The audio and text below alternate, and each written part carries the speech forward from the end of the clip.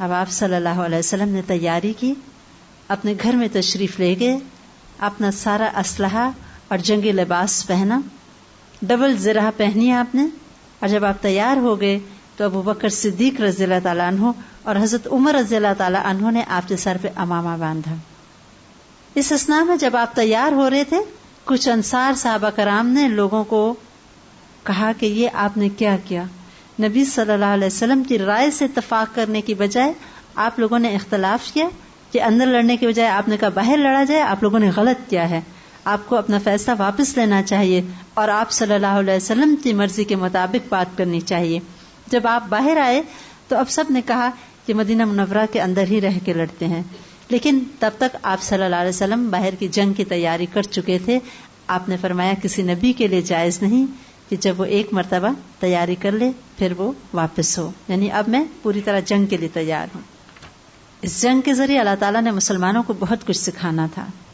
صحابہ کرام پوری تیاری کے ساتھ نکلے، اور نہ صرف یہ کہ جوان بلکہ بوڑھوں کا بھی جی چاہا کہ ہم نے بھی جانا ہے۔ 2 بوڑھے صحابی تھے، ایک حضرت جابر رضی اللہ تعالیٰ عنہ کے والد اور ایک اور، ان دونوں نے بھی کہا کہ دیکھو مرنا تو آخر ایک دن ہے، تو کیوں نہ چلو جنگ کریں، کم از کم شہید ہی ہو جائیں گے۔ وہ دونوں بھی شامل ہو گئے۔ ادھر جب آپ صلی اللہ علیہ وسلم شیخان نامی مقام پہ رکے تاکہ اپنا پورا ایک مرتبہ معائنہ کریں آرمی کا، تو آپ نے دیکھا کہ فوج کے بالکل پچھلی جانب کچھ نوجوان کم عمر لڑکے ہیں جو کہ بڑے شوق سے آئے ہیں جنگ میں شامل ہونے کے لیے۔ عمر میں تو چھوٹے تھے، تو وہ اپنے پنجوں کے بل کھڑے تھے تاکہ جب آپ صلی اللہ علیہ وسلم انسپیکشن کریں تو ہم لمبے نظر آئیں اور آپ صلی اللہ علیہ وسلم ہمیں بھی ساتھ لے جائیں۔ کہتے ہیں بہت خوبصورت وہ نظارہ تھا، سورج غروب ہو رہا تھا، مدینہ منورہ کے باہر تھے سارے لوگ، پوری آرمی ڈسپلن سے کھڑی تھی، آپ صلی اللہ علیہ وسلم انسپیکشن کر رہے تھے، اور جذبے اس قدر جوان تھے کہ جوان بوڑھے اور بچے سب چاہتے تھے کہ ہم اس جنگ میں ساتھ جائیں۔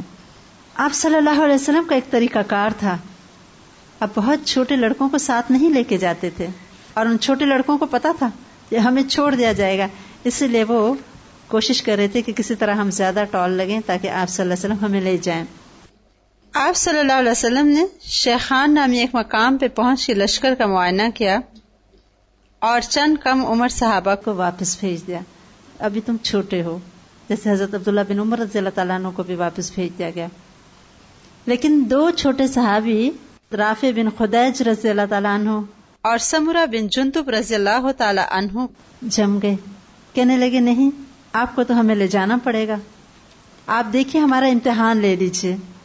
ایک صحابی بہت ماہر تیر انداز تھے، کہنے لگے آپ میرا نشانہ دیکھ لیجئے اور پھر آپ سمجھیں تو مجھے لے جائیں۔ انہوں نے جب نشانہ بازی کی تو واقعی ان کا نشانہ بہت زبردست تھا۔ ایسے میں سمرہ بن جندب رضی اللہ تعالیٰ کہنے لگے اگر آپ ان کو لے کے جاتے ہیں تو میں تو ان سے زیادہ بہادر ہوں، آپ کشتی کرا کے دیکھ لیجئے۔ انہوں نے کشتی کی اور انہوں نے ان کو پچھاڑ دیا، اب آپ صلی اللہ علیہ وسلم کو ان کو بھی ساتھ لے جانا پڑا۔ تو یہ 2 چھوٹے صحابی تھے جو کم عمر ہونے کے باوجود جنگ احد میں شامل ہوئے، اور اس کی وجہ ان کی ایکسیپشنل بہادری اور تیر اندازی تھی۔ آپ صلی اللہ علیہ وسلم نے اپنے لشکر کی ترتیب دی، آپ نے ایک مہاجرین کا دستہ بنایا اور ان کا جھنڈا حضرت مصعب بن عمیر رضی اللہ تعالی عنہ کے ہاتھ میں دیا۔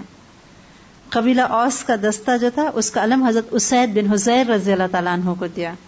قبیلہ خزرج کا علم حضرت حباب بن منذر رضی اللہ تعالیٰ عنہ کو دیا۔ 1000 جنگی نوجوانوں پہ یہ لشکر مشتمل تھا، جن میں صرف 100 کے پاس زرہیں تھیں۔ 900 لوگ بغیر زرہوں کے کھلے جسموں کے ساتھ لڑنے کے لیے حاضر تھے۔ حضرت ابن ام مکتوم رضی اللہ تعالیٰ عنہ کو مدینہ منورہ کا انتظام کرنے پہ مقرر کیا گیا، جو کہ نابینا تھے، اور یہ کہ وہ لوگوں کو نماز بھی پڑھائیں گے۔ جنگ ہے تو کیا ہوا، اللہ کی عبادت میں کوئی کمی نہیں، اسٹیٹ آف ایمرجنسی تھی پورے مدینہ منورہ میں۔ جب تک لشکر روانہ نہیں ہوا تھا آپ صلی اللہ علیہ وسلم کے ارد گرد رات کو بھی کچھ انصار سردار باقاعدہ اسلحہ لے کے آپ کی حفاظت کے لیے ساری رات پھرا کرتے تھے، لیکن اللہ تعالیٰ کا جو حق ہے اس میں کوئی کمی نہیں۔ اب لشکر روانہ ہو رہا ہے، پیچھے عورتیں ہیں یا نابینا صحابی یا بچے ہیں، لیکن پھر بھی ایک نظام چھوڑا جا رہا ہے پیچھے بھی۔ آپ صلی اللہ علیہ وسلم نے جنگ احد سے قبل ساری رات اس طرح گزاری کہ آپ نے نماز پڑھائی، اور پھر آپ صلی اللہ علیہ وسلم کی حفاظت کے لیے کچھ لوگ متعین ہوئے، باقاعدہ کیمپ بنایا گیا، ترتیب دی گئی، پوری انسٹرکشنز دی گئیں۔ دوسری طرف قریش جو تھے وہ بہت شاداں و فرحاں آ رہے تھے، ان کے ساتھ ساتھ ان کی جو خواتین تھیں پوری طرح اپنے فوجیوں کے جذبات کو بھڑکا رہی تھیں اور مختلف اشعار پڑھ رہی تھیں۔ ان تقبلوا نعانق، اگر تم پیش قدمی کرو گے ہم تمہیں گلے لگا لیں گے، ونفرش النمارق، اور قالین بچھائیں گے، اور تدبروا نفارق، اگر پیچھے ہٹو گے پیٹھ دکھاؤ گے تو ہم الگ ہو جائیں گے، روٹھ جائیں گے تم سے، فراق غیر وامق، اور تم سے الگ ہو جائیں گے، یعنی فراق آ جائے گا ہمارے اور تمہارے درمیان اگر تم نے جنگ میں پیٹھ دکھائی۔ تو یہ ان کی عورتیں اپنا کردار ادا کر رہی تھیں، ادھر مسلمان اللہ تعالیٰ کے آگے عبادت اور دعائیں کر رہے تھے، اور ادھر منافق اپنا بھرپور کردار اب ادا کرنے کے لیے تیار ہو گئے۔ عبداللہ بن ابی اور اس کے ساتھ 300 کا جو لشکر تھا، انہوں نے اب یہ بہانہ گھڑا کہ چونکہ مسلمانوں نے ہماری بات نہیں مانی، ہم تو اب ساتھ جنگ نہیں کریں گے۔ نکل تو آئے تھے، اب یہ کیا تھا؟ ایک بہت بڑی پلاننگ تھی مسلمانوں کے مورائل کو ڈاؤن کرنا۔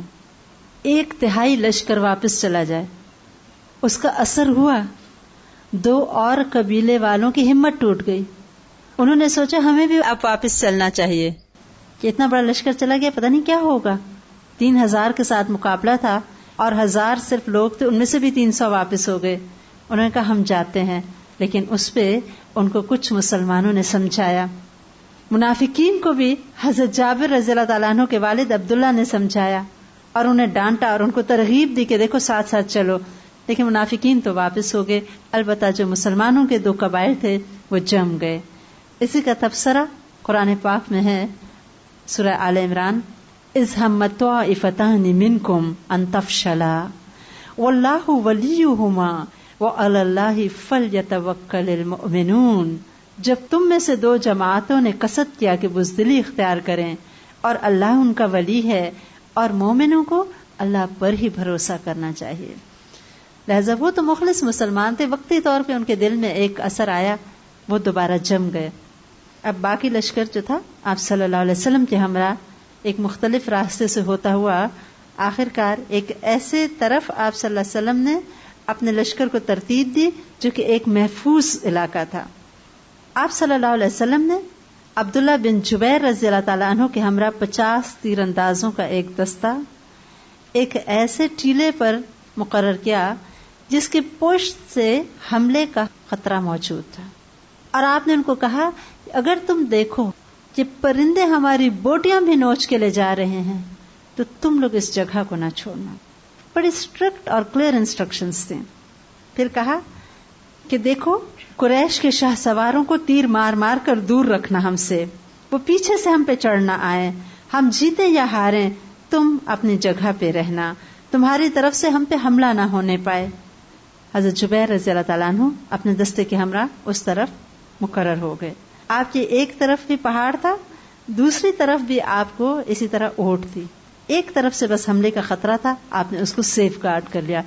اور اگر جنگی اسٹریٹجی کے لحاظ سے دیکھیں تو یہ بہترین سپاٹ تھا جو آپ صلی اللہ علیہ وسلم نے سلیکٹ کیا، اور پھر قدرے پیچھے اونچی جگہ پہ آپ کا کیمپ تھا تاکہ اگر خدا نخواستہ مسلمانوں کو شکست ہوتی ہے تو مسلمان پیچھے تیزی سے اوپر چڑھ جائیں تاکہ دشمن نیچے کی جانب ہو اور وہ مسلمانوں کو کم سے کم نقصان پہنچا سکیں گے۔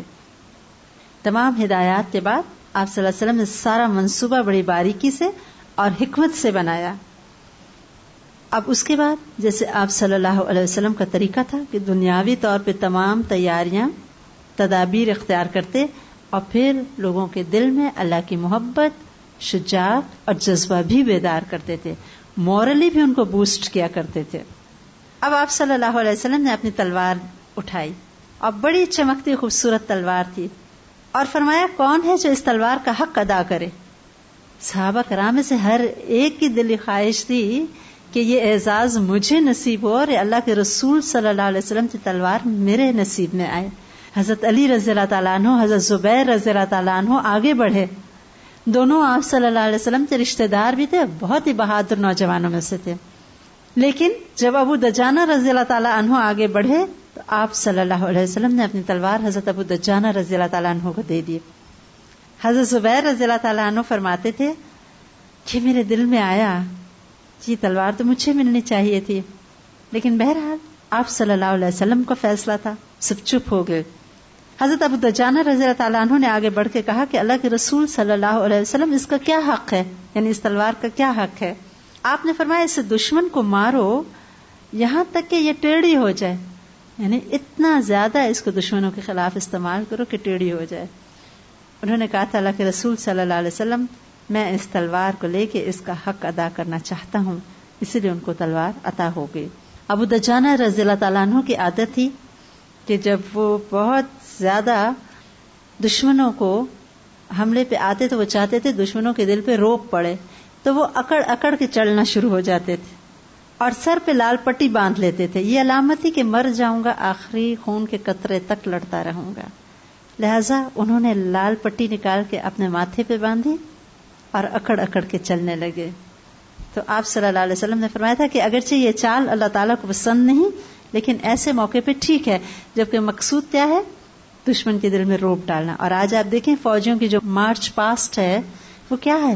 ایک خاص قسم کی واک ہوتی ہے نا، دوسروں کے دل پہ ہیبٹ ڈالتی ہے. ادھر ابو سفیان اپنے لشکر کو سیٹ کر رہا تھا، اور حضرت خالد بن ولید جو تھے اس وقت مسلمان نہیں تھے، ان کو گھوڑ سواروں کے دستے کا امیر بنا دیا گیا. کیونکہ حضرت خالد بن ولید کا جو قبیلہ تھا ان کا کام ہی تھا فوجیوں کی ٹریننگ کرنا. ٹریننگ کیمپ ان کے آباء و اجداد کے پاس ہوتا تھا. حضرت خالد بن ولید خود انتہائی ایک اچھے فوجی سمجھے جاتے تھے، بہت زبردست شاہ سوار تھے، اور پہاڑوں پہ بھاگتے ہوئے گھوڑوں کو چڑھانا اور گھاٹیوں پہ اتارنا اور لڑنا، یہ سارے فوجی کاموں میں ان کو ماہر تصور کیا جاتا تھا. اسی لیے تو آپ صلی اللہ علیہ وسلم نے تیر اندازوں کو کہا تھا کہ خیال رکھنا ہم سے پیچھے سے حملہ نہ ہو، ان کے شاہ سواروں کو روک کے رکھنا. ادھر ابو سفیان نے بھی اپنے فوجیوں کے اندر ایک حمیت کا جذبہ جو تھا بیدار کیا. ان کا جھنڈا ہمیشہ سے قریش کا جنگی جھنڈا علم آپ کو یاد ہوگا کہ خاندان عبدالدار کے پاس ہوا کرتا تھا. اب ابو سفیان نے عبدالدار کو علم دیتے ہوئے کہا کہ دیکھ لو تم لوگ، ایسا نہ ہو جیسا تم لوگوں نے بدر میں کیا تھا کہ تم لوگ اس علم کا حق ادا نہیں کر سکے تھے اور پھر جو کچھ ہوا تم نے دیکھا. ابھی سوچ لو، اگر تم لوگ اس کو نہیں سنبھال سکتے تو پھر تم لوگ ہمارے بیچ میں سے ہٹ جاؤ، ہم خود اس کا انتظام کر لیں گے. اس پہ وہ تلملا اٹھے اور انہوں نے کہا کہ تم پھر دیکھ لو گے ہم کل کیا کرتے ہیں، کس طرح اس جھنڈے کی حفاظت کرتے ہیں. اور انہوں نے پھر جو وعدہ دیا وہ واقعی پورا کر کے دکھایا. اس کے ساتھ ساتھ قریش آخری وقت تک ایک سیاسی چال میں بھی مصروف تھے. انہوں نے پوری کوشش کی کہ مسلمانوں کی مزید ہمت ٹوٹے. ایک طرف منافقین واپس جا چکے تھے، دوسری طرف انہوں نے انصار کو پیغام بھیجا کہ دیکھو تم لوگ تو ہمارے چچا زاد بھائی لگتے ہو رشتے میں، اور ہماری تمہارے ساتھ کوئی بھی دشمنی نہیں ہے. تم لوگ ایسے کرو کہ ہم لوگوں کے بیچ میں سے ہٹ جاؤ، یعنی مسلمانوں کو چھوڑ دو، تو ہم تمہارے ساتھ کوئی تعارض نہیں کریں گے. لیکن وہ بھی انصار مدینہ تھے، وعدے کے سچے تھے. انہوں نے ایک سخت جواب دیا اور بھی زیادہ آپ صلی اللہ علیہ وسلم کی حمایت میں سرگرم ہو گئے. مدینہ منورہ کا ایک شخص تھا راہب، بظاہر عیسائی راہب تھا، اندر سے منافقین کے ساتھ ملا ہوا تھا اور دوسری طرف قریش مکہ کے ساتھ ہو گیا مسلمانوں کو تکلیف پہنچانے کے لیے. ابو عامر راہب تو قریش کے ساتھ آیا، اور آپ دیکھیے کہ اس کے بیٹے حنظلہ تھے رضی اللہ تعالیٰ عنہ جو کہ صحابی تھے. ابو عامر جب سامنے آیا تو اس کا خیال تھا کہ انصار مدینہ اس کو دیکھ کے الگ ہو جائیں گے، کیونکہ اس کی ایک خاص پوزیشن تھی مذہب کے نام پہ. لیکن جب اس نے مسلمانوں کو کہا کہ دیکھو اے قبیلہ اوس کے لوگوں میں ابو عامر ہوں، تو انہوں نے کہا او فاسق، اللہ تیری آنکھ کو کوئی خوشی نہ دے، یعنی اگر تم آپ بھی گئے ہو ان کے ساتھ مل کے تو تمہیں اللہ کبھی خوش نہ کرے. مسلمان ویسے ہی جمے رہے، ہر طرف سے قریش کوشش کر رہے تھے، ان کو انسینٹیوز دے رہے تھے ہٹنے کے، ان کے مؤثر لوگوں کو اپنے ساتھ لے آئے تھے، لیکن مسلمان جمے رہے. اور ادھر عورتیں تھیں ڈھول پیٹ پیٹ کے اپنے فوجیوں میں پھر رہی تھیں اور کہتی تھیں کہ اٹھو اور لڑو اور پھر ہم تمہیں گلے لگائیں گے. آخرکار جنگ کا پہلا مرحلہ آیا جو مبارزت کہلاتا ہے. اس میں مسلمانوں کی طرف سے حضرت زبیر رضی اللہ تعالیٰ عنہ بڑھے، اور قریش کا ایک بہت بہادر شاہ سوار تھا جس کو لشکر کا مینڈھا کہا جاتا تھا، یعنی سب سے بہادر اور مضبوط جسم کا آدمی تھا. وہ آیا، لیکن حضرت زبیر رضی اللہ تعالیٰ عنہ نے ایک ہی جست لگائی، اس کے اونٹ پہ پہنچ گئے اور اس کو بھی ساتھ لے کے نیچے گرایا اور تلوار اٹھا کے اس کا کام تمام کر دیا. یہ مسلمانوں کے لیے بہت خوشی کا موقع تھا اور قریش کے لیے بہت تکلیف دہ. ایسے موقع پہ آپ صلی اللہ علیہ وسلم کو بہت خوشی ہوئی تھی حضرت زبیر رضی اللہ تعالیٰ عنہ کی ہمت دیکھ کے، اور فرمایا تھا ہر نبی کا ایک حواری ہوتا ہے اور میرے حواری زبیر ہیں رضی اللہ تعالیٰ عنہ. اب جنگ شروع ہوئی. مشرکین اپنا پرچم لیے بڑھ رہے تھے، مسلمان اپنا پرچم. مشرکین کا پرچم قبیلہ بنو عبدالدار کے ہاتھوں میں تھا. مسلمانوں نے پوری کوشش کی کہ قریش کے پرچم اٹھانے والوں کو ختم کیا جائے تاکہ ان کا پرچم گر جائے اور ان کی ہمت ختم ہو، جیسے کہ جنگ بدر میں ہوا تھا. حضرت حمزہ رضی اللہ تعالیٰ عنہ نے ان کے پہلے پرچم اٹھانے والے پہ وار کیا اور اس کو اس طرح تلوار کا وار کیا کہ اس کا بازو چیرا، اس کی پوری سائیڈ ہٹ گئی اور کہتے ہیں اس کے سارے اندر سے لنگس تک نظر آنے لگے. وہ جب گرا تو اس کے دوسرے بھائی نے جھنڈا اٹھایا، اس کو مسلمانوں نے مارا تو اس کا تیسرا آدمی اس قبیلے کا بڑھا، حتیٰ کہ ایک کے بعد ایک ان کے 10 علم برداروں کو مسلمانوں نے ختم کر دیا. آخر میں ان کے ایک غلام نے اٹھا لیا وہ جھنڈا، اور وہ بہت ہی وفادار غلام تھا. اس نے پوری کوشش کی، اس کے بازو کٹتے گئے لیکن وہ اینڈ تک اس کو تھامے رکھا تاکہ مسلمانوں نے اس کا سر ہی قلم کیا تو اس کا جھنڈا جا گرا. ادھر جھنڈا گر گیا، دوسری طرف مسلمانوں کا حملہ بھرپور تھا. قریش مکہ کو خوب مار پٹ رہی تھی. حضرت حمزہ رضی اللہ تعالیٰ عنہ سب سے آگے بڑھ کے کہتے ہیں اس طرح وار کرتے تھے کہ ایک حبشی غلام جو قریش کے ساتھ تھا وہ بعد میں کہتا ہے کہ میں نے دیکھا کہ حضرت حمزہ رضی اللہ تعالیٰ عنہ اس طرح آگے بڑھ رہے تھے کہ کوئی اونٹ ہوتا ہے، یعنی اس کے آگے کوئی ٹھہر ہی نہیں سکتا تھا، اور جہاں وہ تلوار اٹھاتے تھے وہیں دشمن کا صفایا ہو جاتا تھا. اور یہ غلام کون تھا؟ اس کا نام وحشی ہے. اس کے مالک نے اس سے وعدہ کیا تھا کہ اگر تم نے بدر میں جو میرے چچا کو حمزہ نے مارا تھا، اگر تم نے حمزہ رضی اللہ تعالیٰ عنہ کو مار دیا تو میں تمہیں آزاد کر دوں گا. ابو سفیان کی بیوی ہند نے بھی خوب اس غلام کو انسینٹیو دیا تھا. اس لیے وہ وحشی کہتا ہے کہ میں ساری جنگ میں صرف حضرت حمزہ کے تعاقب میں رہا اور میں سارا ٹائم ان کو دیکھتا رہا کہ وہ بہادری کے ایسے جوہر دکھا رہے تھے کہ دیکھ کے انسان حیران ہوتا تھا. مجھے جنگ سے کوئی دلچسپی نہیں تھی، مجھے تو بس یہ تھا کہ میں کسی طرح ان کو شہید کر دوں تاکہ میں آزاد ہو جاؤں. اور میں بہت ماہر نشانہ باز تھا، میں جب مارتا تھا تو میرا نشانہ کبھی نہیں چوکتا تھا، لیکن ہوتا یہ تھا کہ میں ادھر نشانے کے لیے تولتا اپنی برچی کو، ادھر وہ فوراً ایک اور طرف پلٹ جاتے حملہ کرنے اور مجھے موقع نہ ملتا. اور میں نے دیکھا کہ انہوں نے سینے پہ شتر مرغ کا پر لگایا ہوا ہے اور بہت بہادری سے وہ لڑتے جا رہے ہیں.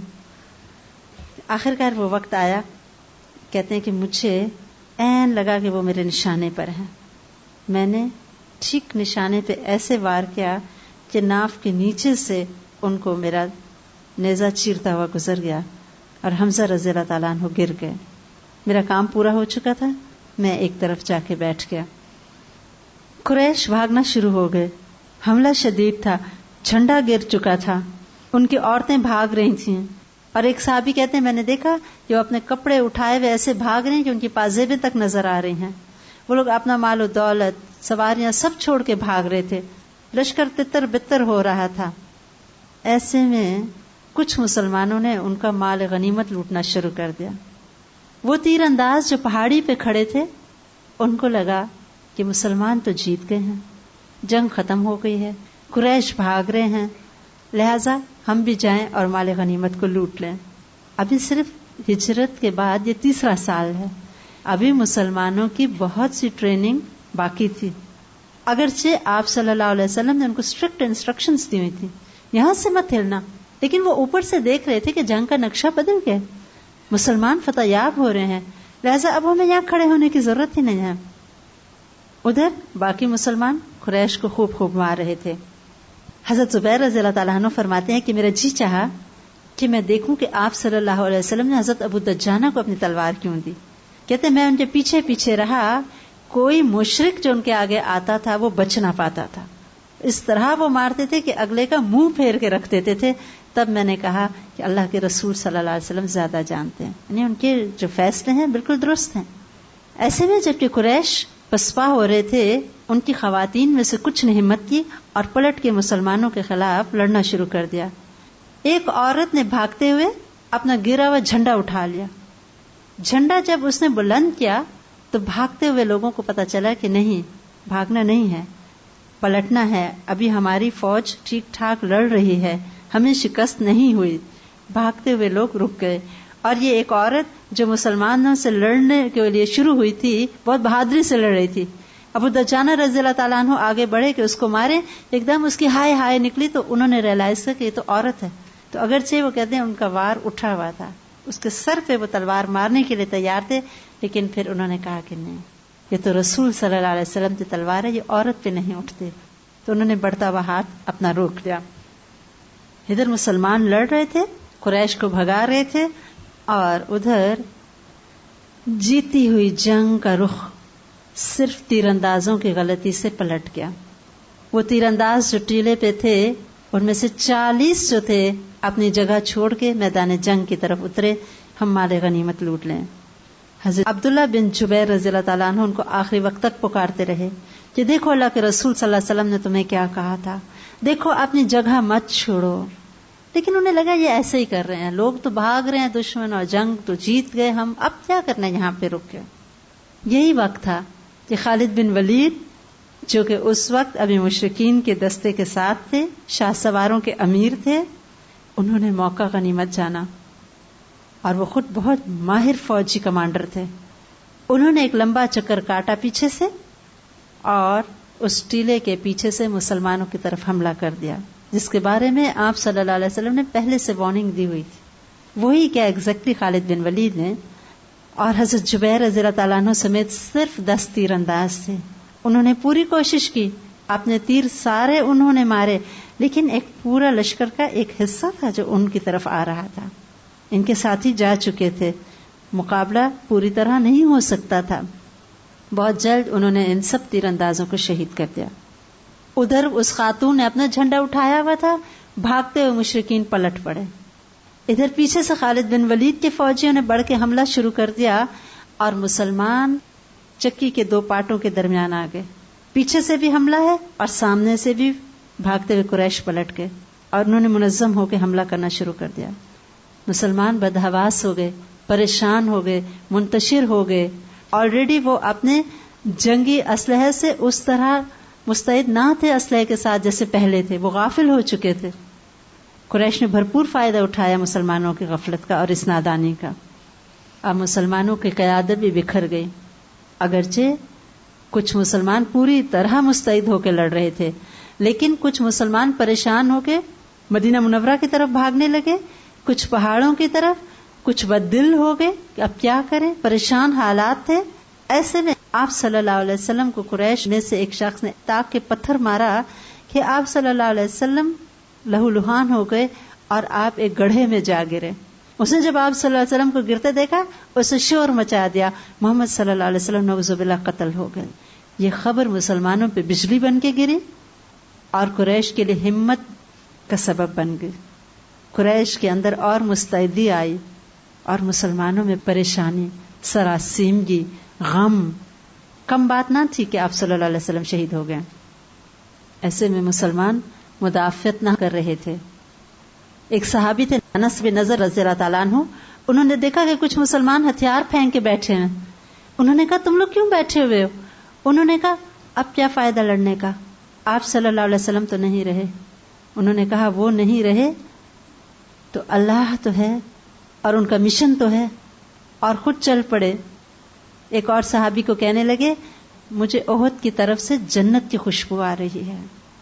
ان کو فیل ہوتی تھی، وہ غلط بیانی نہیں کر رہے تھے، ان کو واقعی محسوس ہو رہی تھی جنت.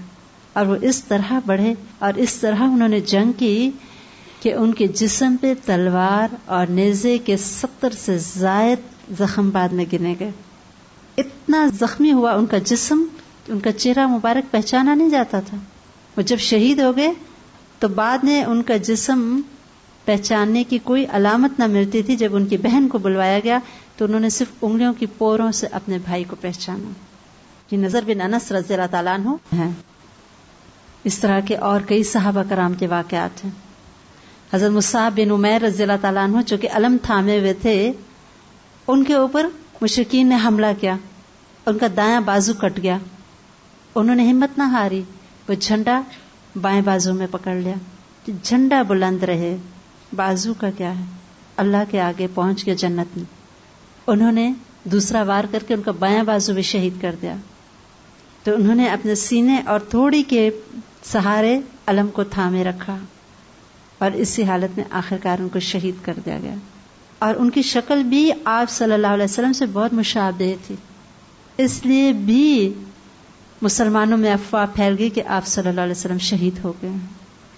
مسلمانوں کا ایک عجیب عالم تھا، کچھ سمجھ نہ آ رہی تھی. آپ صلی اللہ علیہ وسلم کے پاس ایسا وقت آیا کہ صرف 7 صحابہ کرام آپ کے ارد گرد موجود رہ گئے، اور خالد بن ولید مسلمانوں کو مارتے ہوئے عین آپ صلی اللہ علیہ وسلم کے سر پہ جا پہنچے. آپ صلی اللہ علیہ وسلم کے لیے بہت آسان تھا کہ پیچھے اونچی پہاڑی میں پہنچ کے اپنی جان کو بچا لیتے. اگر آپ آواز دیتے تھے تو مشرکین کو پتہ چل جاتا کہ آپ کہاں پر موجود ہیں، آپ کی جان مزید خطرے میں تھی. لیکن آپ صلی اللہ علیہ وسلم کو یہ پسند نہ تھا کہ اپنے مسلمان فوجیوں کو اس حالت میں اس طرح چھوڑ دیں. اس لیے آپ صلی اللہ علیہ وسلم نے آواز لگائی مسلمانوں کو یہ حوصلہ دینے کے لیے کہ آپ صلی اللہ علیہ وسلم زندہ ہیں، موجود ہیں، اور دشمنوں سے بھی آگاہ کرنا مقصود تھا. مسلمانوں میں تو خوشی کی لہر دوڑ گئی آپ صلی اللہ علیہ وسلم کی آواز سن کے، لیکن ساتھ ہی دشمنوں کو پتہ چل گیا کہ آپ کہاں ہیں. اس کا انہوں نے پورا فائدہ اٹھایا، اور ایک نے بڑھ کے آپ صلی اللہ علیہ وسلم پہ ایسا وار کیا کہ آپ صلی اللہ علیہ وسلم کی جو لوہے کی ٹوپی تھی اس میں سے لوہے کی 2 کڑیاں آپ صلی اللہ علیہ وسلم کے رخسار مبارک میں جا گھسیں. آپ کے گرد جو انصار صحابہ تھے وہ ایک کے بعد ایک آپ کے آگے آتے گئے، آپ پہ پڑنے والے وار اپنے اوپر لیتے رہے، اور لڑتے لڑتے ایک کے بعد ایک سب نے اپنی جان دے دی. اپنے وہ سب وعدے پورے کیے جو انہوں نے بیعت عقبہ میں کیے تھے. ہم اپنی جان اپنے مال کے ساتھ آپ کی حفاظت کریں گے، وہ کر رہے تھے. ایک وقت آیا آپ کے ارد گرد صرف 2 صحابہ موجود تھے، حضرت سعد بن وقاص رضی اللہ تعالیٰ عنہ اور حضرت ابو طلحہ رضی اللہ تعالیٰ عنہ. آپ نے حضرت سعد بن وقاص رضی اللہ تعالیٰ عنہ سے فرمایا، تیر چلاؤ میرے ماں باپ تم پہ قربان، اور اپنے بھی سارے تیر ان کے آگے بکھیر دیے. اور وہ بہت اس پہ خوش ہوتے تھے کہ جنگ احد کے دن آپ صلی اللہ علیہ وسلم نے مجھے کہا تھا کہ میرے ماں باپ تم پہ قربان، ورنہ ہمیشہ صحابہ کرام آپ کو کہا کرتے تھے. بہت بڑا آنر تھا. اور انہوں نے بھی پوری طرح اپنے تیروں کے ذریعے دشمن کو روکنے کی کوشش کی. آپ صلی اللہ علیہ وسلم زخمی تھے، لوہے کی کڑیاں آپ کے رخسار مبارک میں گھسی ہوئی تھیں، چہرہ مبارک لہو لہان تھا، اور ادھر دشمنوں کا بھرپور حملہ تھا. مسلمانوں پہ ایک انتشار کی کیفیت تھی. ایسے میں ایک صحابی کہتے ہیں، ایک وقت آیا جب میری نگاہ اٹھی تو میں نے دیکھا کہ آپ صلی اللہ علیہ وسلم کے ساتھ 2 لمبے قد والے سفید لباس کے انسان کھڑے ہیں اور آپ کی مدافعت کر رہے ہیں، اور وہ میں نے پہلے نہیں دیکھے ہوئے تھے لوگ. اور وہ بعد میں پتا چلا کہ جبریل اور میکائیل علیہ السلام تھے. فرشتے تب بھی آپ صلی اللہ علیہ وسلم کی حفاظت فرما رہے تھے. مشرکین کا دباؤ بڑھ رہا تھا، ان کو لگتا تھا کہ یہ تو نادر موقع ہے، اس کے بعد تو کبھی بھی آپ صلی اللہ علیہ وسلم ہمیں اس طرح نہ ملیں گے کہ اتنے کم لوگ آپ کے ارد گرد ہوں. حضرت طلحہ بن عبید اللہ رضی اللہ تعالیٰ عنہ جو کہ آپ کے آگے موجود تھے، انہوں نے اپنے جسم پہ آپ صلی اللہ علیہ وسلم پہ آنے والے واروں کو روکا، کمر کر کے کھڑے ہو گئے اور کمر پہ تلوار اور تیر کے حملوں کو روک رہے تھے، ڈھال بن گئے تھے آپ صلی اللہ علیہ وسلم کے آگے. حتیٰ کہ ایسا وار پڑا کہ ان کے ہاتھ کی انگلیاں کٹ گئیں، ان کے منہ سے سی نکلی. آپ صلی اللہ علیہ وسلم نے فرمایا اگر تم بسم اللہ کہتے تو فرشتے آ جاتے تمہارے لیے. یعنی اس وقت اتنا درجہ اور مقام ہے تمہارا. اب وہ زخمی رہے لیکن آپ صلی اللہ علیہ وسلم کے آگے ڈھال بن کے کھڑے رہے. اور آخرکار آپ صلی اللہ علیہ وسلم نے چاہا کہ پیچھے تھوڑا بلند پہاڑی پہ وہ اوپر ہو جائیں، لیکن آپ کے جسم پہ اس وقت ڈبل زرہیں تھیں، آپ زخمی بھی تھے، چڑھنا دشوار ہو رہا تھا، تو یہ نیچے ہو گئے اور آپ صلی اللہ علیہ وسلم کو کہا کہ آپ میرے اوپر چڑھ کے اوپر ہو جائیے. تب آپ صلی اللہ علیہ وسلم نے فرمایا تھا جس نے زندہ شہید کو دیکھنا ہو وہ اس کو دیکھ لے.